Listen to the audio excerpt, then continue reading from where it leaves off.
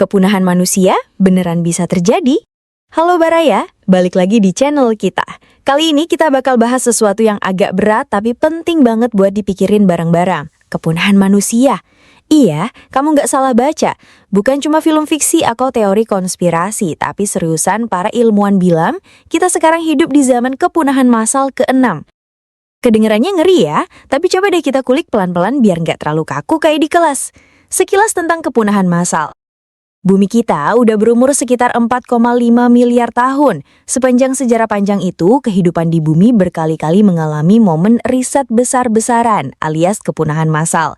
Salah satu yang paling terkenal tentu aja hilangnya dinosaurus sekitar 64 juta tahun lalu, gara-gara meteor raksasa nabrak bumi. Hasilnya, 75% makhluk hidup musnah. Dan itu bukan cuma satu-satunya. Ada beberapa kepunahan massal lainnya, termasuk yang dulu di Siberia, di mana bumi semacam bocor sampai lahar keluar dan ngabisin oksigen. Saat itu, sekitar 90% makhluk hidup punah.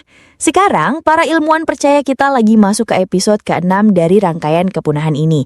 Bedanya bukan meteor, bukan gunung meletus, tapi kita sendiri, manusia. Penyebab utama, kita sendiri. Kok bisa manusia jadi penyebab kepunahan? Karena semua tanda-tandanya udah ada. Dalam 1 abad terakhir, setengah dari hewan liar di bumi udah punah.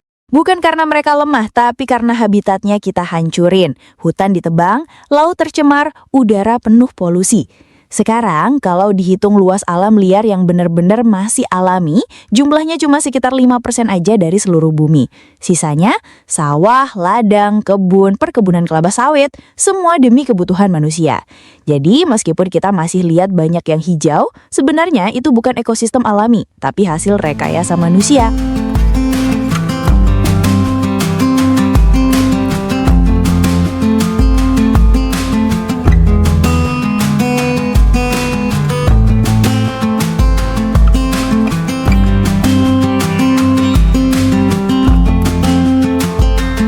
Selain itu, cadangan energi fosil kita udah habis setengahnya dan sisanya tinggal nunggu waktu. Bayangin, dalam 100 tahun kita ngabisin sumber daya yang bumi butuh jutaan tahun buat nyiapinnya. Masalah utama, populasi manusia meledak. Nah, kalau ditarik ke akar masalahnya, bukan cuma soal perilaku kita yang merusak, tapi juga populasi manusia yang tumbuh kebablasan. Idealnya, daya tampung bumi buat manusia cuma sekitar 500 juta jiwa aja kalau mau hidup nyaman ala standar Eropa. Kalau dipaksa maksimal banget, bisa 2 miliar.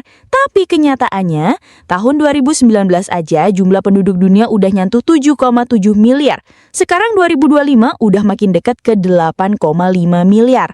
Setiap menit, sekitar 250-300 bayi lahir. Sementara yang meninggal cuma sekitar 100 orang. Artinya ada surplus 150 orang tiap menit. Kalau sehari bisa sampai 120.000 jiwa tambahan. Kalau setahun bisa sampai 80 juta orang baru. Itu setara 1 negara ukuran besar muncul tiap tahun. Di Indonesia sendiri, pertumbuhan penduduknya sekitar 3 juta orang per tahun. Bayangin, buat nampung 3 juta orang baru, kita butuh ratusan ribu petak sawah berubah jadi pemukiman. Jadi, semakin banyak orang, lahan pangan malah makin habis. Akhirnya nanti kita bakal bingung, makan apa, nafas pakai apa kalau pohon juga habis ditebang. Batas maksimal 9-10 miliar. Ada ilmuwan namanya Edward Wilson dari Harvard. Dia hitung-hitung daya tampung bumi. Katanya kalau manusia mau bertahan sampai 10 miliar jiwa, semua orang harus rela jadi vegetarian total dan cuma makan gandum. Nggak ada daging, nggak ada nasi, nggak ada jagung, semuanya gandum. Dan itu pun lahan pertanian harus dipakai total tanpa sisa buat gandum. Mau hidup kayak gitu? Kayaknya enggak deh. Makanya, realistisnya batas populasi manusia ya 9 miliar. Setelah itu, pasti bakal terjadi rebutan sumber daya. Masa depan, rebutan sumber daya dan perang. Kalau sumber daya makin tipis, manusia nggak cuma kelaparan, tapi juga berpotensi perang besar-besaran. Lihat sejarah aja, Amerika nyerang Irak karena minyak, konflik Suriah juga salah satunya karena perebutan ekonomi. Nah, bayangin di masa depan ketika makanan aja nggak cukup, orang bisa saling bunuh hanya demi sepotong roti. Serem kan? National Geographic bahkan udah kasih warning kalau sekarang krisis terbesar manusia bukan lagi energi, tapi pangan. Di Amerika aja, negara superpower ada 200-400 ribu keluarga yang makan cuma 2 kali sehari karena miskin. Apalagi negara berkembang.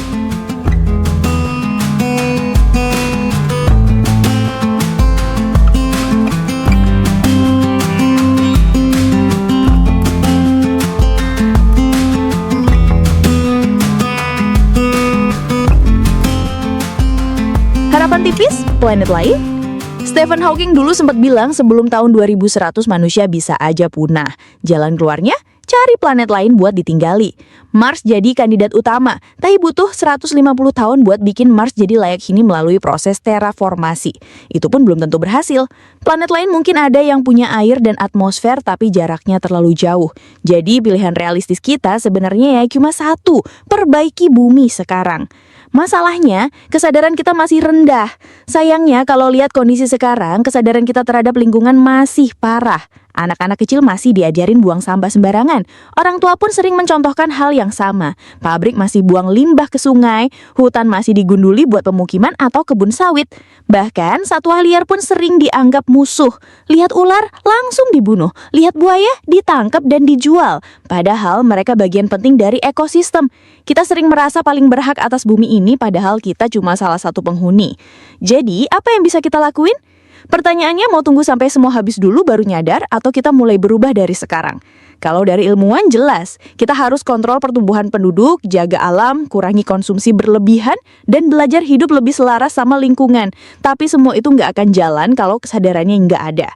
Bisa dimulai dari hal-hal kecil, jangan buang sampah sembarangan, hemat energi, tanam pohon, dukung konservasi, kurangi makanan hasil industri berlebihan, sampai nggak usah panik beli barang yang sebenarnya kita nggak butuhin.